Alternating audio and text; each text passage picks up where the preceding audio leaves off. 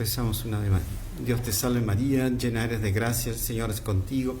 Bendita tú eres entre todas las mujeres y bendito es el fruto de tu vientre Jesús. Santa María, Madre de Dios, ruega por nosotros pecadores, ahora y en la hora de nuestra muerte. Nos sentamos. Si empezamos por la primera lectura de los Hechos de los Apóstoles, vemos cómo San Pedro, lleno del Espíritu Santo, proclama la verdadera fe sin ningún temor, sin ninguna vergüenza, sin ninguna timidez, y proclamando todas las verdades de la fe que más contundían a todos los sacerdotes, a todos los miembros del Sanedrín, porque entre los miembros del Sanedrín estaban lo que llaman los saduceos, que eran aquellos sacerdotes que no creían en la resurrección de los muertos. Entonces, no creían en la resurrección final y tampoco iban a creer en la resurrección de nuestro Señor Jesucristo. Por eso son los que, son los que buscan a los apóstoles para encarcelarlos. Entonces fueron los sacerdotes, los jefes de los guardias del templo y los saduceos, irritados de que predicaran y anunciaran al pueblo la resurrección de los muertos. Era algo que ellos, siguiendo toda la cultura griega, ellos negaban completamente. Y era la pelea que tenían con los fariseos, que estaban de acuerdo con la resurrección. Y ahí San Pedro, lleno del Espíritu Santo, dice: hoy se nos pide cuenta del bien que hicimos, porque San Pedro acababa de curar a un paralítico que vivía pidiendo limosna en la puerta del templo. Y entonces dice: a un enfermo de cómo fue sanado, sepan ustedes y todo el pueblo de Israel, este hombre está aquí sano delante de ustedes por el nombre de nuestro Señor Jesucristo de Nazaret. O sea, San Pedro, que las lecturas de toda esta semana hablaban sobre este milagro que él hizo a la entrada del templo. San Pedro en ningún momento se atribuye ese milagro, sino que todo ese milagro se lo atribuye a nuestro Señor Jesucristo. O sea que él muestra cómo él es un mero instrumento de esa gracia enorme, de ese milagro que fue operado en ese paralítico que estaba en las puertas del templo y que todo el mundo veía y conocía porque se pasaba pidiendo limosna allí. Y entonces ahí sigue: al que ustedes crucificaron y Dios resucitó de entre los muertos. Eso era la verdad que no se podía decir. O sea que los acusa de que fueron los que crucificaron a Jesús, y también les dice que Él resucitó de entre los muertos. Y ahí sigue: Él es la piedra que ustedes los constructores han rechazado y ha llegado a ser la piedra angular. Antiguamente los techos se hacían o con barro, con pajas, con palmeras, pero también se hacían de piedra los techos las construcciones mejores, más fuertes. Y los arcos tenían unos andamios de madera, y sobre esos andamios de madera se iban colocando las piedras. Y muchas de las piedras que por la forma no servían, se dejaban de lado, y al final, cuando había que poner la piedra de ángulo, la que hacía el arco, ahí buscaban entre las piedras que habían desechado para hacer las paredes y el resto de los arcos, buscaban alguna de esas piedras que encaje y que esa piedra era la piedra angular. Sobre esa piedra todas las líneas de fuerza se concentraban allí.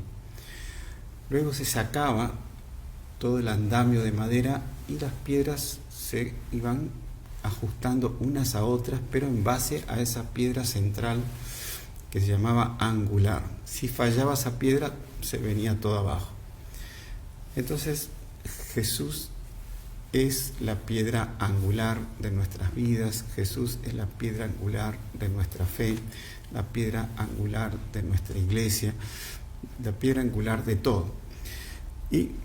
Pero los judíos, los fariseos, los saduceos no querían saber nada de eso. Y proclamar eso con toda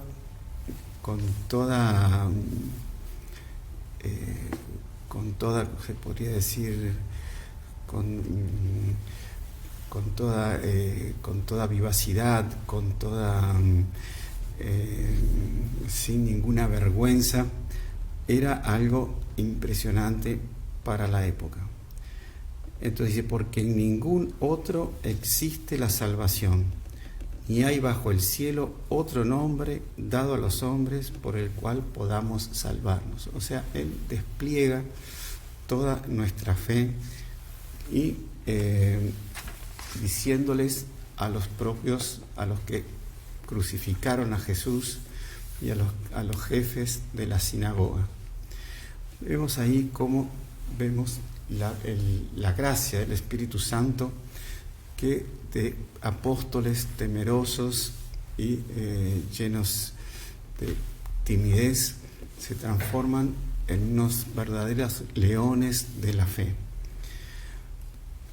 Por otro lado, vemos el Evangelio en que en este Evangelio ellos todavía no habían recibido el Espíritu Santo. Y ahí ellos van a pescar. Y de pronto pasan toda la noche y no pescan nada. Lo único que hacen es lavar las redes porque no sacaron nada. Y de pronto Jesús se les aparece en la orilla y les pide algo para comer. Y ellos en fracaso dijeron que no tenían nada. Y ahí Jesús le dice, bueno, tiren las redes a la derecha, y ahí sacan esa gran cantidad de peces y ahí se dan cuenta. San Juan es el que se dan cuenta, pues dice, el discípulo al que Jesús amaba le dice a San Pedro, es el Señor. Y ahí San Pedro, que era el que más amaba, se tira al agua con ese ímpetu que tenía, lleno de amor, para servir a Jesús. Y ahí Jesús les tenía preparado fuego, el pescado, el pan, y trata de que ellos se acerquen y les pide pescados y que todos coman con él. Y acá es una lección que podemos tener de cómo Jesús se les presenta a ellos de una manera sencilla, de una manera simple. O sea, no se le aparece en medio de un terremoto, en medio de relámpagos o truenos, sino que sencillamente en la orilla, así como se le apareció a María Magdalena como un jardinero, ella lo confunde con el jardinero ahí del huerto. Entonces, Él se presenta porque quiere ayudarnos y se presenta en un momento de dificultad, o sea, en el fracaso total. O sea, ellos que eran pescadores profesionales, habían nacido allí junto al lago de Tiberíades y se pasaban la familia, era una familia de pescadores. Ellos habían pasado la noche en el fracaso. Y muchas veces en esos fracasos por los cuales pasamos, ya sea en nuestra vida social, en nuestra vida de relación con los otros, en nuestra vida económica, ahí se aparece Jesús para ayudarnos y para darnos confianza y para atraernos hacia sí. Entonces, es una lección que tenemos en este Evangelio, de que siempre Jesús está queriendo entrar en contacto con nosotros Y por más que ya no está de manera padeciente, sino que está en cuerpo glorioso, Jesús sigue queriendo convertirnos y queriendo salvarnos a toda costa. Entonces, por eso el Salmo dice: den gracias al Señor porque es bueno, porque es eterno su amor. O sea, su amor es eterno con nosotros y siempre, como decíamos, quiere nuestra santificación. Y el Salmo repite lo que San Pedro dice, o San Pedro repite lo que el Salmo dice: la piedra que desecharon los constructores es ahora la piedra angular. O sea, Jesús es la piedra angular de todo. Esto ha sido hecho por el Señor y es admirable a nuestros ojos. Este es el día que hizo el Señor.